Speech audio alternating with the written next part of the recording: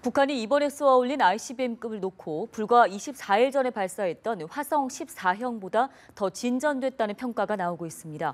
미국으로서도 북한의 핵과 미사일이 이제 현실적인 위협이 된 건데요. 북한에 대한 미국의 제재와 압박은 한층 더 강화될 것으로 보입니다. 워싱턴에서 이혜아 특파원이 전해왔습니다. 이르면 내년 북한이 미국 본토를 사정권으로 둔 북한의 핵탄두 탑재 ICBM 능력을 갖출 것이라는 게 미국 국방부의 전망입니다. 유도 기술 등이 미흡하지만 이미 북한 ICBM의 사거리 능력은 미국 본토에 도달할 정도라는 분석도 이어지고 있습니다. 결국 미국 입장에서는 북한의 핵과 미사일 개발을 저지하기 위한 압박 작전을 최고 수위로 끌어올릴 수밖에 없는 상황입니다. 일단 북한에 대한 제재 강도를 높이기 위한 법적 기반은 갖춰진 상태입니다. 북한 군사와 경제의 젖줄인 원유와 석유 제품의 수입을 봉쇄하고 북한 노동자 고용을 금지하는 등 전방위 대북 제재 방안을 담은 법안이 최근 미 하원과 상원에서 통과됐기 때문입니다.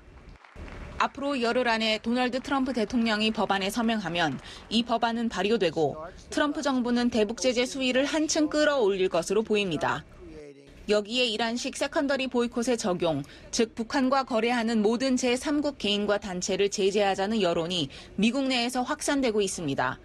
수면 밑으로 가라앉은 핵과 미사일 시설 정밀 타격론 등 대북 군사 옵션도 언제든 다시 부상할 수 있습니다.